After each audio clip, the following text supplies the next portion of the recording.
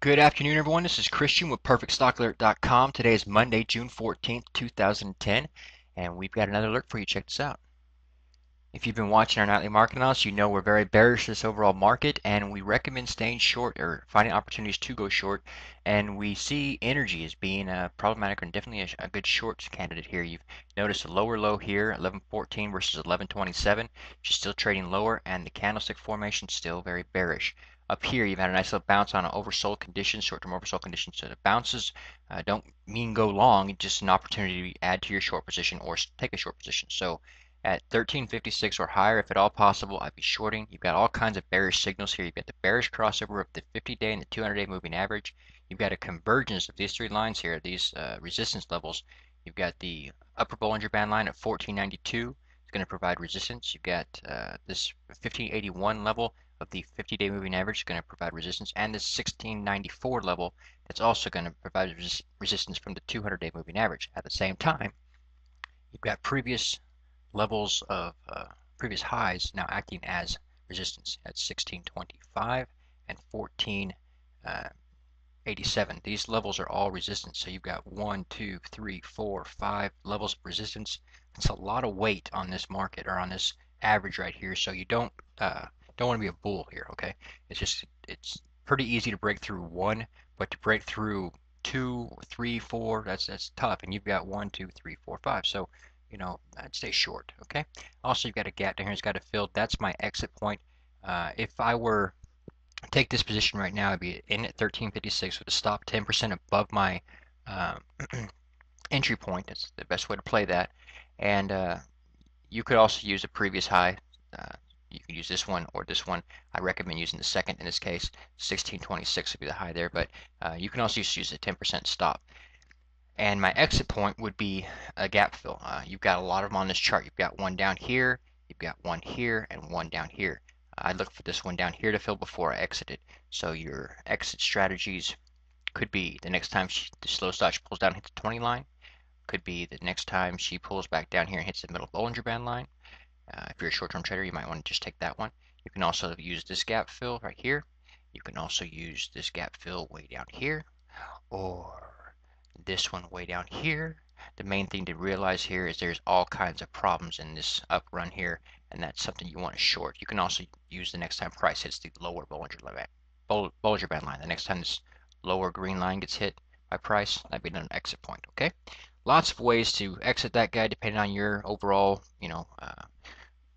game plan if you're a real short-term trader or, want to hold for bigger gains, okay? That's an easy one for you. Now, we're going to start doing this every night. We're going to go over, this is our alert, ticker symbol is SGY, Stone Energy Corp, and that's good for Tuesday.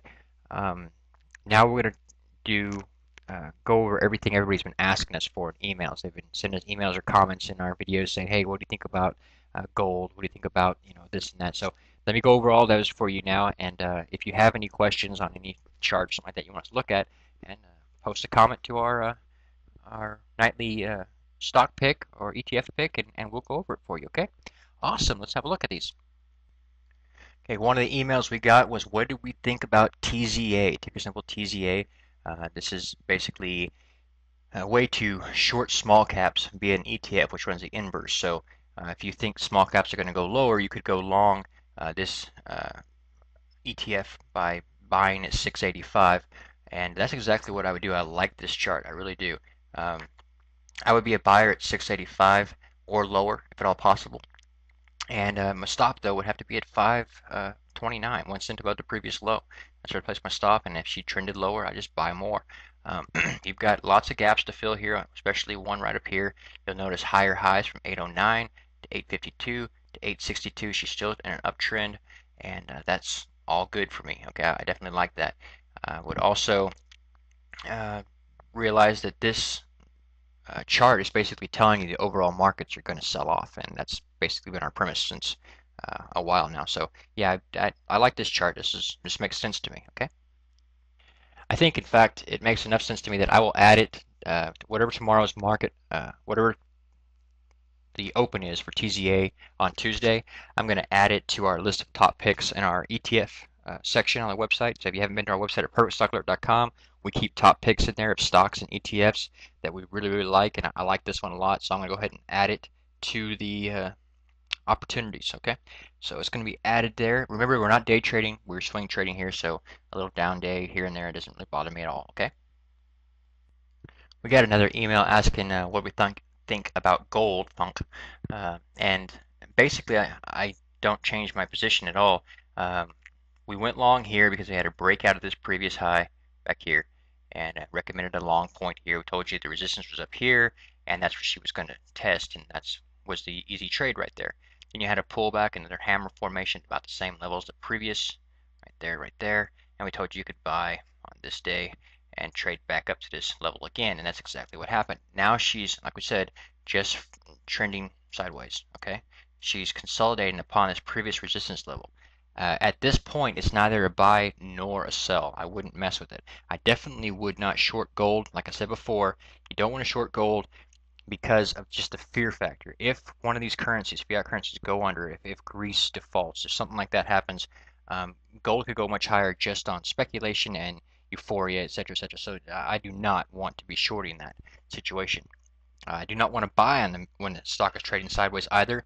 That's not a real wise call because she could dip back or whatever. So wait, just sit back and wait. If you're, you should have already traded out of this guy at this level. And if you haven't, now's your opportunity to get out and wait. If she pulls back substantially, let's say that something big happens and maybe she falls back down, okay, then you could wait for that to happen, look for the right signals, the hammer formations, and then ask me about it again because at that time I'll probably recommend it, but at this time I don't see a big move lower coming. Plain and simple, you look at the situation that's causing this right here. Why are we getting these hammer signals? Why are we getting these support signals? Because of the problems that we're seeing in Europe. That's causing a lot of fear, and people are flocking to gold. And it's putting a floor in right there. You've also got the 50-day moving average providing support and the lower Bollinger Band line providing support.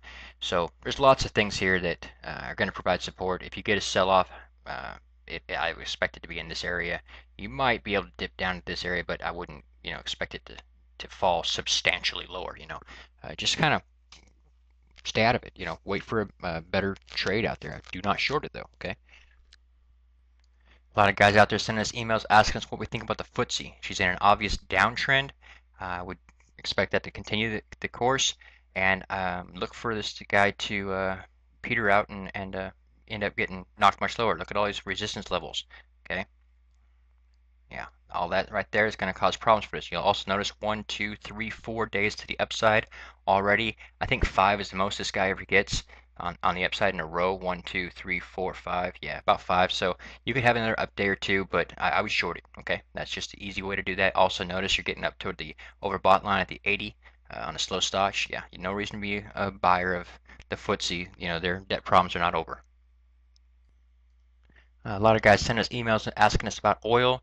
We see oil as being very bearish right now, but like we said before, we would not short oil because there's too many items out there that could affect the supply issue, and that would cause oil to go much higher.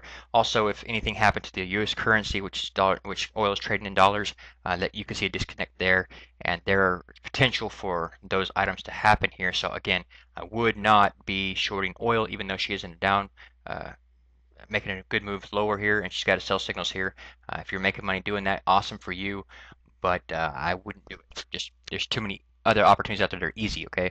Also, people asking us about trading the dollar or the euro, and I would never touch those just because they're fiat currencies. There's no fundamental actual value to them. It's paper, and it's really easily manipulated. So there's, like I said before, just look for the easy opportunities. Don't try to overthink it. Don't get into situations that are too convoluted or could end up blowing up in your face because you didn't see some government coming out and changing the rules on you or something like that. So yeah, I would find easier opportunities. Okay, those are our reviews for tonight. God bless. Refer a friend. Thank you for all your support, and I'll see you all tomorrow.